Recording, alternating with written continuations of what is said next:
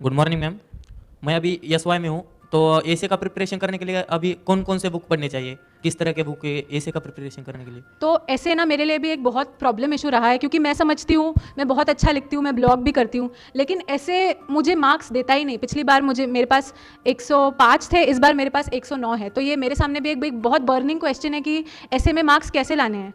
पर जैसे कि मैंने जिन सीनियर्स से बात की, उन्होंने मुझे एक बात ये समझाई कि देखिए, जिनके मार्क्स GS 1 2 3 4 में अच्छे आते हैं ना, उनके ऐसे में अच्छे आते ही हैं। तो ऐसा कभी नहीं होगा कि आपके GS 1 2 3 में बिल्कुल डाउन है और ऐसे में आप है।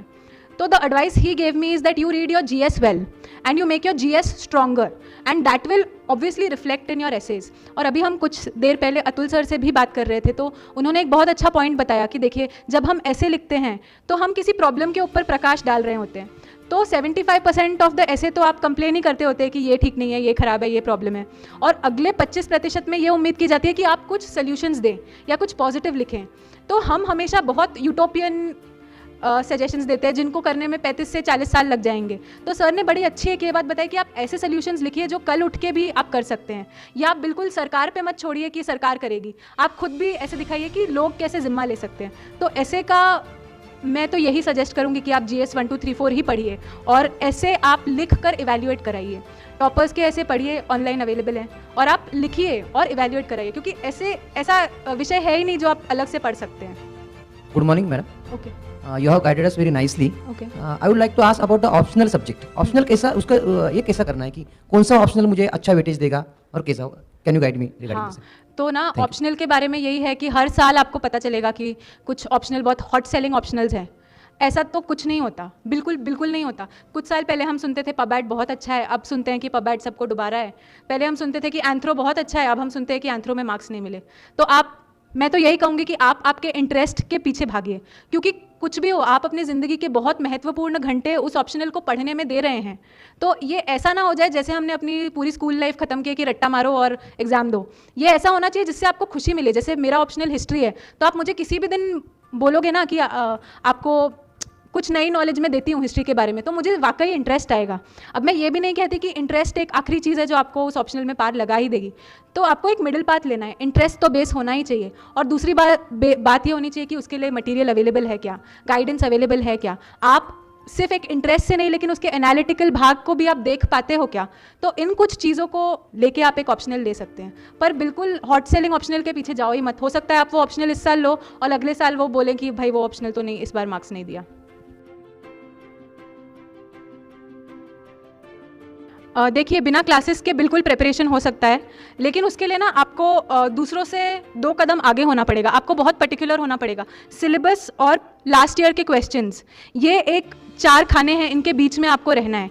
ये नहीं मैं कहती कि सिलेबस से बाहर नहीं पूछते, बिल्कुल पूछते हैं, लेकिन ये जो चीज़ आपके हाथ में है वो आप कर सकते हैं। आजकल आप भी जानते हैं कि यूट्यूब पे ऑनलाइन बहुत सारे रिसोर्सेज अवेलेबल है, अनअकैडमी, मृणाल, बहुत सारे रिसोर्सेज अवेलेबल हैं। हाँ, मैं ये ज़रूर चाहूँगी कि आपके पास 1 या 2 अच्छे सीनियर्स या मेंटर्स होने चाहिए, क्योंकि जब आप अकेले पढ़ते हैं तो इस बात के चांसेस हैं कि आप किसी गलत दिशा में निकल जाएं। तो ऐसा ना हो कि आप उस गलत दिशा में बहुत दूर तक निकल जाएं। तो अगर मैं ये नहीं मानती कि जैसे कि मैंने हिस्ट्री मुंबई से पढ़ा था, तो मेरे पास एक बहुत अच्छे मेंटर थे जो हमेशा मुझे मेरी गलतियां बताते रहते थे। सर से मैं डिस्टेंस पे थी, तो मैंने सर को अपने पेपर्स लिख के स्कैन करके भेजने शुरू किए। तो वो फीडबैक ज़रूर हेल्प करता है। तो जिनके पास एक्सपीरियंस है, उनके एक्सपीरियंस का फ़ायदा आपको लेना ही है। अगर उसमें ये ऐसा समय नहीं है जिसमें आपके पैसे बचाएं। मतलब ये मैं नहीं कहती कि आप बिल्कुल 1.5 लाख डाल के दिल्ली में रहें, ये सब करें, लेकिन एक अच्छी टेस्ट सीरीज़ में, एक अच्छे मेंटर में इन्वेस्ट करना एक इन्वेस्टमेंट होता है। तो मतलब आप एक खुद ये बात जज कीजिए कि पिछले साल के क्वेश्चंस देखिए, मैं कितना इसको हिट कर पा रहा हूँ। आजकल ऑनलाइन टॉपर्स के पेपर भी अवेलेबल हैं, तो आप उन्हें देख सकते हैं कि मेरा आंसर इसके कितने पास है। तो इन सब चीज़ों को देखते हुए आप एक कॉल लीजिए, और बिल्कुल पॉसिबल है, बिना क्लासेस के पॉसिबल है। शाह फैजल ने बिना क्लासेस के कश्मीर में रह के पहला रैंक निकाला था। तो हर एक की, जैसे मैंने कहा, हर एक का रास्ता अलग होता है, तो आप कर सकते हैं बिना क्लास के। GS 4 का प्रिपरेशन कैसे करें? हाँ, देखिए, तो GS 4 में मेरे मार्क्स बहुत एक्सेप्शनल तो नहीं रहे, पर 100 के उस पार मैं गई हूँ दोनों अटेम्प्ट्स में जब मैंने मेंस दिए हैं। तो 103 और 106 ये मेरे स्कोर रहे हैं। और GS 4 के लिए मैं आपको कहूँगी कि आप प्रीलिम के पहले GS 4 की चिंता बिल्कुल मत कीजिए। GS 4 की चिंता प्रीलिम के बाद कीजिए, और मैंने सिर्फ लेक्सिकॉन पढ़ा था और वो जो दत्ता की बुक है वो बुक्स मैंने सिर्फ पलटी थी। GS4 के लिए आपको क्या करना है, आपके पास 10 पेज के नोट्स होने चाहिए। जो भी डेफिनेशंस हैं जो सिलेबस में लिखे हैं, जैसे कि इमोशनल इंटेलिजेंस, या फिर हर एक डेफिनेशन को 3 लाइन में आप उन पेजेस पे लिख लीजिए और उनको आप कई बार पढ़िए कि वो डेफिनेशंस आपको याद हो जाने चाहिए। वो डेफिनेशंस अगर डायरेक्टली पूछते हैं तो ठीक है, नहीं तो आप केस स्टडीज़ में भी यूज़ कर सकते हैं। इस वक्त मैंने ये बदलाव किया था कि मैंने कुछ अच्छे कोटेशंस भी जो मैंने ऐसे के लिए तैयार किए थे उनको GS4 में डाला था, पर इससे मेरे 3 ही नंबर बढ़े। तो मैं ये नहीं समझती कि बहुत ज़्यादा फ़र्क हुआ, लेकिन GS4 के लिए यही है कि आप जो भी सिलेबस में है उनको या तो गूगल से या तो लेक्सिकॉन से आप अपने 10 पेज के नोट्स रखिए और उन्हीं को बार बार रिवाइज़ कीजिए। और ये भी मैं ज़रूर कहूँगी कि पहले केस स्टडीज़ सॉल्व कीजिए, क्योंकि जितना भी हो केस स्टडीज़ के मार्क्स ज़्यादा होते हैं। और ये गलती कई लोग करते हैं कि पहले शुरू का भाग सॉल्व करते हैं और केस स्टडीज़ फिर छूट जाते हैं। This you can not afford to leave a single mark attempt in GS4। तो ये आप कर सकते हैं। प्रीलिम के आफ्टर का जो टाइम पीरियड होता है मेंस तक का, तो वो कैसे इफिशिएंटली यूज़ कर सकते हैं हम? देखिए, अब ना प्रीलिम के बाद का जो टाइम होता है ना, ये इस पे भी बहुत निर्भर है कि आप अब तक कितना पढ़ चुके हैं। जैसे कि मेरे जैसा जो बंदा है जिसने मेंस दिया है, जिसका सिलेबस एक बार कवर है, तो मैं क्या करूँगी, अब मैं सीधा टेस्ट सीरीज़ पे फोकस करूँगी प्रीलिम के बाद। लेकिन अगर आप एक फ्रेशर हैं तो आपको इस समय में अपने बेसिक्स ही बनाने पड़ेंगे। आपको अपना सिलेबस कवरेज पे फोकस करना पड़ेगा। आपको 50-50 डिवाइड करना पड़ेगा कि आप ऑप्शनल पे पढ़िए और उसके कुछ आंसर्स लिखिए, GS पे पढ़िए उसके कुछ आंसर्स लिखिए, राइटिंग रोज़ कीजिए। लेकिन एक आप कहाँ से शुरू कर रहे हैं उस पर भी बहुत फ़र्क पड़ता है। अगर आप आपका सिलेबस ख़त्म कर चुके हैं तो मैं तो कहूँगी बिल्कुल कोई भी टेस्ट सीरीज़ लगा लीजिए जहाँ पे आपको आपके आंसर्स इवैल्यूएट करके टाइम पे मिलते हैं। लेकिन अगर आपका ये पहला अटैम्प्ट है और आपकी प्रीलिम जस्ट ख़त्म हुई है तो आप सिलेबस कंप्लीशन के पीछे दौड़ पड़िए। मतलब कैसे भी करके सिलेबस कंप्लीट करना है और दिन के 2-3 आंसर्स प्रैक्टिस करके, या तो सेल्फ एनालिसिस भी एक बहुत अच्छी चीज़ है कि एक आंसर आपने खुद ही लिखा, फिर उसके मिस्टेक्स देखे, फिर दोबारा वही लिखा, तीसरी बार भी लिखा, तो आप एक लेवल बढ़ता हुआ देखेंगे आपके आंसर्स में। तो ये 2 चीज़ें हैं कि आप कहाँ शुरू कर रहे हो। मैम। हाँ मैम, यहाँ पे राइट साइड। बोलिए। सबसे पहले तो थैंक यू, आपने जितने क्लियरिटी से गाइडेंस दिया, बिकॉज इतना क्लियरली मैंने तो किसी को सुना नहीं था अभी तक बोलते हुए। तो thank you very much from all of us. Actually मेरा क्वेश्चन ये है कि समटाइम्स हम लोग को थोड़ा लाइफ में लेट रियलाइज होता है। हाँ। सो ऐसा कुछ है क्या कि एट एज ऑफ 18 और 19 ही स्टडी स्टार्ट करना चाहिए? नहीं, देखिए ऐसा ना, I like to say that age is just a number. आप किसी के साथ रेस में थोड़ी हो, ये तो आपकी ज़िंदगी है।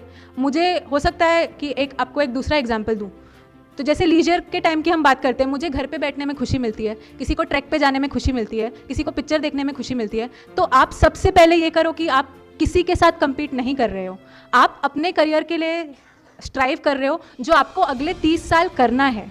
इससे क्या फ़र्क पड़ता है कि बाजू वाला 18 में ही स्टार्ट करे और आप 25 में स्टार्ट करो? बिल्कुल नहीं। ये चीज़ आप जितने जल्दी आपके दिमाग से निकाल दोगे ना, आप बहुत खुश रहोगे।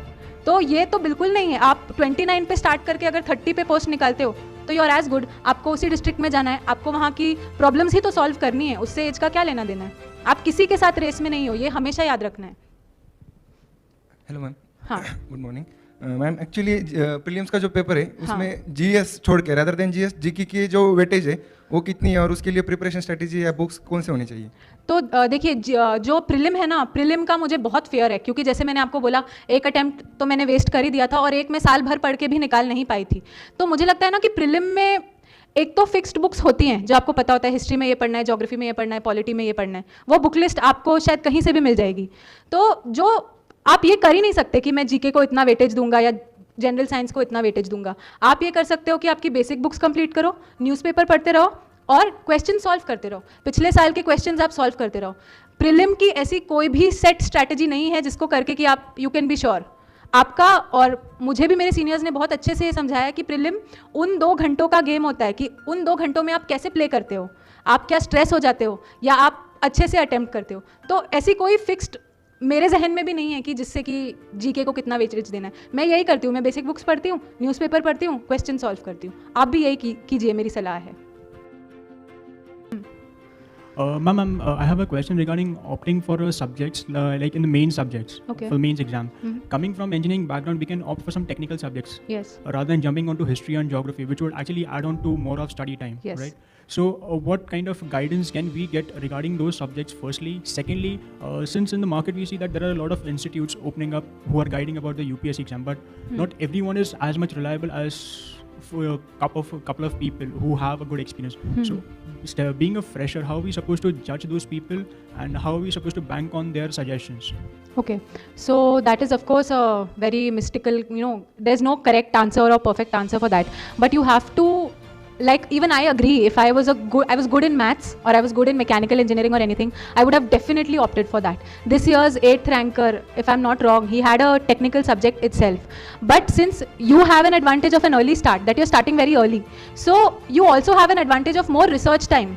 So you have to look at, since my domain is completely different, my domain is history right now, so I'll not be able to tell you, but I would suggest कि किसी इंस्टीट्यूट के नाम के पीछे भागना तो उतना सही नहीं है, लेकिन आप उन्हीं मेंटर्स से बात कीजिए जिन्होंने ये ऑप्शनल निकाला है, और अपनी एक गट इंस्टिंक्ट भी होती है, आप इंटरैक्ट करते हैं एक दो बार टीचर से, आपको पता चलता है कि ये टीचर मुझे सपोर्ट करेगा या नहीं, और ये भी आपको, मतलब जो मैंने कहा कि सिलेबस और पिछले साल के प्रश्न, ये दोनों, just look at these two, and I would strongly recommend, like this guy who was this time's 8th ranker, I'm sure his interviews must be published somewhere, just look for them and just see like what is the approach he followed or what were the mentors which he was following.